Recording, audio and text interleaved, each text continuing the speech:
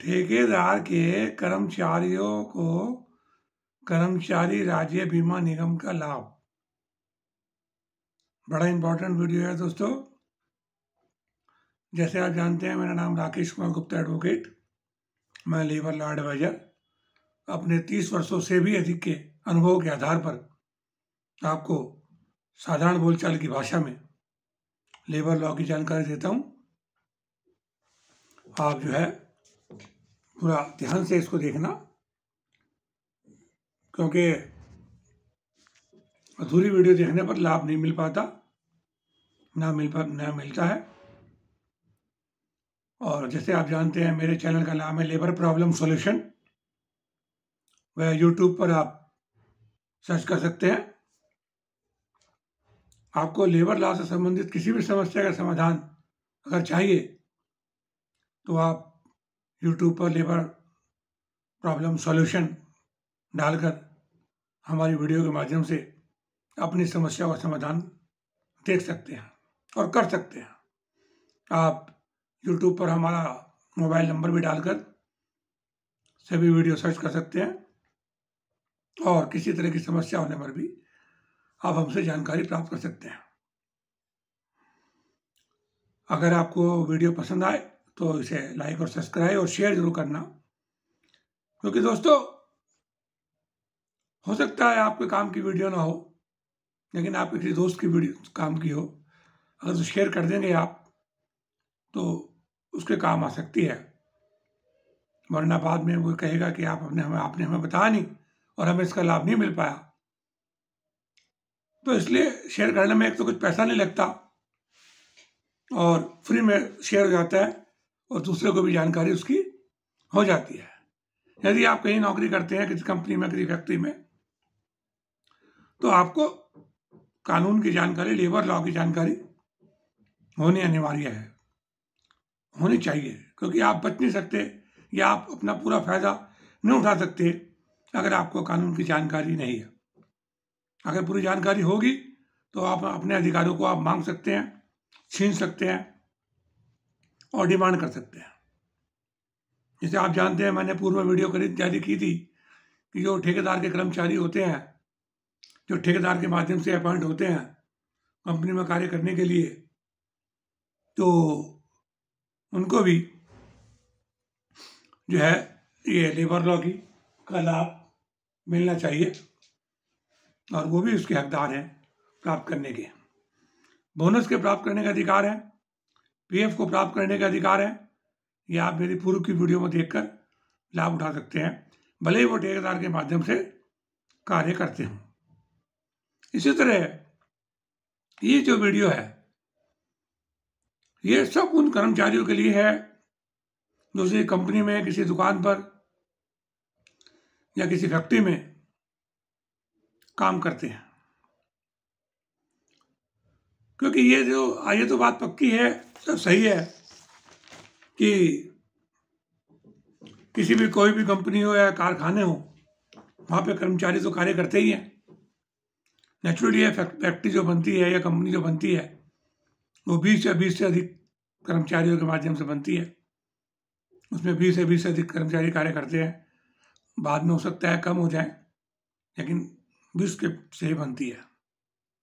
इस हिसाब से जो ठेकेदार होते हैं वो लेबर कॉन्ट्रैक्ट एक्ट के अंतर्गत वो लाइसेंस लेना होना अनिवार्य होता है यदि वो 20 या 20 से अधिक व्यक्ति नियोजित करके कार्य कराते हैं। तो अगर आप ये देख लें कि जिस ठेकेदार के माध्यम से आप कार्य कर रहे हैं उस ठेकेदार के यहाँ साल में कभी भी 20 या 20 से अधिक व्यक्ति कार्यरत रहे हैं, बल्कि यहाँ तो 10 और 10 से अधिक व्यक्ति कार्यरत रहे हैं, और वो पावर का इस्तेमाल होता है उस कंपनी जहाँ वो कंपनी में सेवाएं दे रहा है या वो कार्य कर रहा है, किसी कंपनी का, किसी डिपार्टमेंट का या किसी कारखाने का, अपने कर्मचारियों से कार्य करा रहा है और वहाँ पर पावर का इस्तेमाल हो रहा है, बिजली का इस्तेमाल हो रहा है, तो वहाँ पर ये कानून लागू हो जाता है। अब ये तो निश्चित है कि जब कोई व्यक्ति कार्य करता है किसी कंपनी में, फैक्ट्री में या दुकान पर, तो कभी भी कोई भी चोट लग सकती है। अचानक चोट लग जाती है, किसी श्रमिक भाई का कार्य करते समय हाथ कट जाता है या पैर कट जाता है या उंगली कट जाती है या अंगूठा कट जाता है या उसकी मृत्यु हो जाती है। कार्य करते समय कोई चीज ऐसी आ गई या गिर गई उसके ऊपर और उसकी मृत्यु हो जाती है, या वो कार्य करते समय चोट लगी और डिसेबल हो गया, कार्य करने काबिल नहीं रहा उस हाथ से या उस पैर से, तो उसको इस अधिनियम के अंतर्गत लाभ मिलता है। भले ही आप, ये महत्वपूर्ण बात है, भले ही आप सीधे कंपनी में या कारखाने में या दुकान पर कार्यरत ना हो, किसी ठेकेदार के माध्यम से कार्यरत हो, तो भी आपको इस अधिनियम का लाभ मिलता है। तो इसका मतलब यह हुआ कि किसी भी कारखाने में या कंपनी में यदि कोई व्यक्ति ठेका लेता है या वो सीधे नियुक्त होते हैं कंपनी में या कारखाने में, उन पर तो ये लागू है ही। जो ऑलरेडी कंपनी में डायरेक्ट कंपेटेड है उन पर तो ये कानून लागू है ही। ये उन ठेकेदारों पर भी लागू है जो 10 से अधिक व्यक्ति कार्यरत नियोजित करके कार्य कराते हैं और खतरनाक कार्य होते हैं वो, मान लीजिए, और ऐसे कार्य हैं जो मान लीजिए खतरनाक नहीं है लेकिन फिर भी 20 से अधिक व्यक्ति कार्य करते हैं तो भी लागू हो जाएगा। देखिए, पूरी वीडियो देखना, जो आधी वीडियो देखते हैं उनको पूरा लाभ नहीं मिल पाता। यदि कोई कारखाने वाला या कंपनी वाला या दुकानदार के प्रतिष्ठान ये सही राज्य कर्मचारी बीमा निगम इसका नाम है, इसका लाभ इसमें अपने आप को रजिस्टर नहीं कराता और भगवान न करे कि दुर्घटना हो जाती है, किसी कर्मचारी का हाथ पैर कट जाता है या मर जाता है या अन्य को डिसेबिलिटी आ जाती है, तो उस कंपनी के मालिक को या कारखाने के मालिक को या ठेकेदार को हजारों लाखों रुपए कर्मचारी प्रतिकर के रूप में उस श्रमिक को देने पड़ते हैं। हजारों लाखों रुपए, और देना अनिवार्य है। इसके लिए बस ये जरूरी है कि उस कर्मचारी के पास कोई सबूत होना चाहिए कि वह उस कंपनी में ठेकेदार के यहाँ या कार्यरत रहा, क्योंकि बाद में मुकर जाते हैं बहुत से कि हमारे यहाँ तो काम ही नहीं करता था। इसलिए अपने नियोजन का सबूत जरूर अपने पास रखें। तो हजारों लाखों रुपए के प्रतिकर देने से बचने के लिए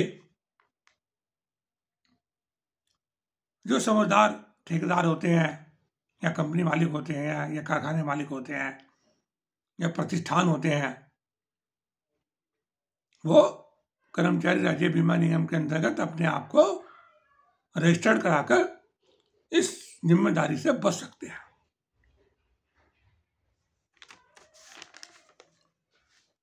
बहुत से प्रतिष्ठान ऐसे होते हैं, जैसे मैं आपको बता दूं,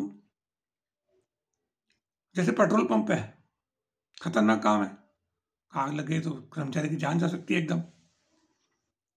गैस गोदाम पे कार्य करने वाले व्यक्ति हैं या गैस की सप्लाई करने वाले कर्मचारी हैं, पावर स्टेशन पे कार्य करने वाले व्यक्ति हैं, स्कूटर मैकेनिक, गाड़ी मैकेनिक, ये ऐसे उद्योग जहां जान का खतरा ज्यादा है। चूड़ी बनाने का कार्य है, सरिया बनाने का कार्य है, इंगरेट बनाने का कार्य है, ये बड़े खतरनाक उद्योग है। तो इसमें ये सही कार्यशन उस कंपनी को या कारखाने को और ठेकेदार को, तीनों को कराना ही अनिवार्य है। उनकी इच्छा नहीं है ये कराया नहीं कराया ऐसा नहीं है, अनिवार्य है कराना। अगर वो नहीं कराते तो उनको आप उनकी शिकायत ESI ऑफिसर से, प्रबंधक से आप कर सकते हैं और आपको लाभ मिलेगा और उनको उसका एक्शन लेना पड़ेगा। तो इस तरह से जो है ESI में रजिस्टर्ड करके कारखाने वाला, कंपनी वाला या ठेकेदार लाभ उठा सकता है, ठीक। और वो लाखों रुपए से बच सकता है यदि ऐसी कोई घटना कार्य करते समय कर्मचारी के साथ घटित रहती है। इसी प्रकार ठेकेदार के कर्मचारी भी हैं, उनको भी यदि कार्य करते समय कोई चोट लग गई तो ठेकेदार को और उस कंपनी को जिसका वो ठेकेदार था, दोनों की जिम्मेदारी है कि वह उसे प्रतिकर दे या ESI का लाभ दिलवाए, ठीक। इसके लिए प्रोविजन ये है कि जो कर्मचारी होते हैं उसके वेतन से भी 2.4 और एम्प्लॉयर भी इसमें 4.60% कंट्रीब्यूशन देते हैं, यानी कि 2-2.5% कर्मचारी देता है अपनी वेतन से और 4.5% करीब, यानी कुल मिला के 6.5% ESI के कार्यालय में उस ठेकेदार को या उस मालिक को देना होता है कंट्रीब्यूशन। इससे यदि कोई ठेकेदार ESI का लाभ नहीं दे रहा है तो आप जिसका वो ठेकेदार है, कंपनी का, डिपार्टमेंट का, आप शिकायत कर सकते हैं, क्योंकि उसकी भी जिम्मेदारी है कि वह ये देख ले कि ठेकेदार अपने कर्मचारियों को PF का, बोनस का और ESI का लाभ दे रहा है या नहीं दे रहा है, वरना वो भी उतनी जिम्मेदार है जितना ठेकेदार। और हर माह या 3 माह में एक बार जो भी कंट्रीब्यूशन 6.5% के हिसाब से होता है वो ठेकेदार को ESI कार्यालय में जमा करना होता है। इससे क्या लाभ होता है, क्या फायदा, ठेकेदार को क्या फायदा है और कंपनी को क्या फायदा है, कारखाने को क्या फायदा है या अन्य प्रतिष्ठान के मालिकों को क्या फायदा है और श्रमिकों को क्या फायदा है, ये बहुत महत्वपूर्ण है। 2-2.5% तो आपने दे दिया, लेकिन मुझे फायदा क्या होगा?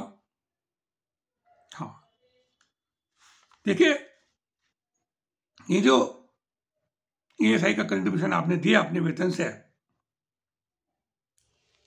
तो हर जिले में ESI के हॉस्पिटल्स खुले हुए हैं।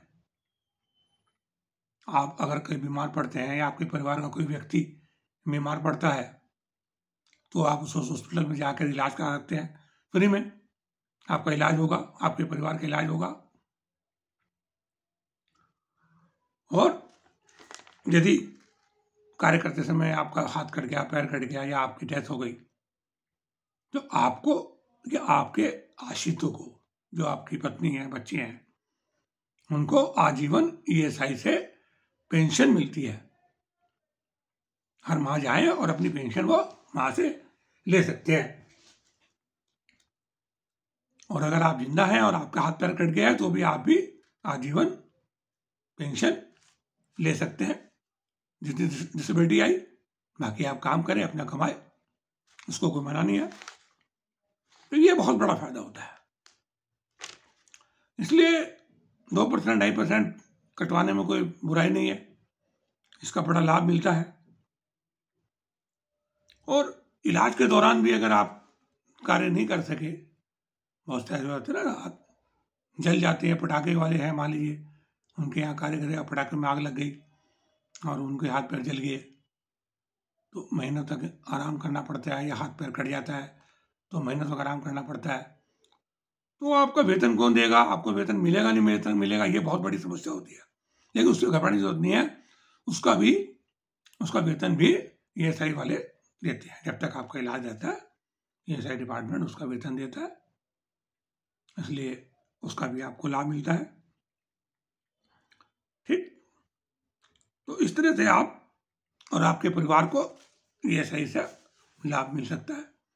देखिए, जिन लोगों ने पूरी वीडियो देखी है उनको ये जानकर निश्चित रूप से लाभ होगा कि यदि वो कार्य कर रहे हैं तो ऐसा कोई कार्य अगर हो जाता है, कंपनी में आते जाते समय भी अगर चोट लग जाती है तो भी ये सही से कवर हो जाते हैं और उसका लाभ भी मिलता है।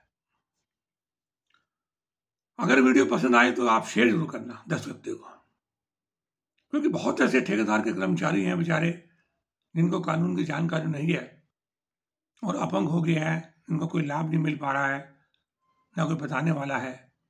अगर आप उन्हें बता देंगे तो उनको निश्चित रूप से लाभ होगा। और मैं अगली वीडियो में आपको बताऊंगा कि कुछ ऐसे कार्य होते हैं जहां पे आपने कार्य किया और आपकी मजदूरी अगर ना मिली तो क्या उस मजदूरी को आप लेबर डिपार्टमेंट के माध्यम से, लेबर कोर्ट के माध्यम से प्राप्त कर सकते हो या नहीं। बड़ी महत्वपूर्ण वीडियो होगी, क्योंकि बहुत कर्मचारी परेशान हैं, उनकी मजदूरी नहीं मिल पाती है, कहाँ जाएं, कैसे जाएं, इसकी जानकारी दूंगा। धन्यवाद।